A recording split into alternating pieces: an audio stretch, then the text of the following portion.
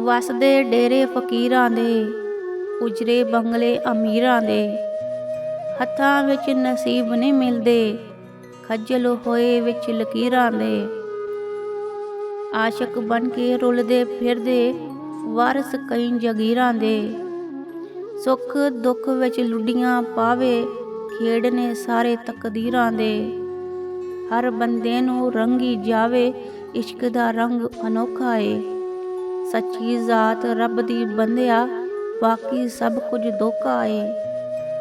ਬੁੱਕਲ ਮਾਰ ਫਕੀਰੀ ਵਾਲੀ, ਕੰਮ ਕਿਹੜਾ ਕੋਈ ਸੌਖਾ ਏ। ਮੈਂ ਦੇ ਅੰਦਰੋਂ ਮੈਂ ਨੂੰ ਕੱਢਣਾ, ਹੋਇਆ ਬੜਾ ਹੀ ਔਖਾ ਏ। ਆਜਿਜ਼ ਬਣ ਕੇ ਇਸ਼ਕ ਕਮਾਲੇ, ਮੁਰਝਾ ਹਲੇ ਵੀ ਮੌਕਾ ਏ।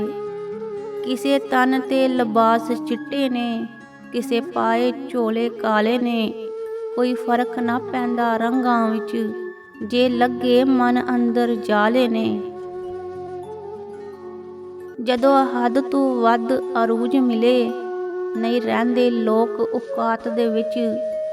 ਗੈਰਤਮੰਦ ਕਸ਼ਕੋਲ ਨਹੀਂ ਝੁਕਦਾ, ਭਾਵੇਂ ਤਖਤ ਮਿਲੇ ਖੈਰਾਤ ਦੇ ਵਿੱਚ।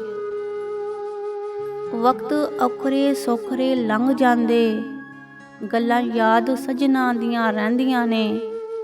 ਜਦੋਂ ਮਾਲਿਕਲ ਮੌਤ ਆ ਫੜੇ, ਮਹਿੰਦੀਆਂ ਹੱਥਾਂ ਤੇ ਲੱਗੀਆਂ ਰਹਿੰਦੀਆਂ ਨੇ। ਵਾਰਿਸ ਸ਼ਾਹ ਮਾਪੇ ਉਦੋਂ ਯਾਦ ਆਉਣ, ਜਦੋਂ ਗੱਲ ਮੁਸੀਬਤਾਂ ਪੈਂਦੀਆਂ ਨੇ।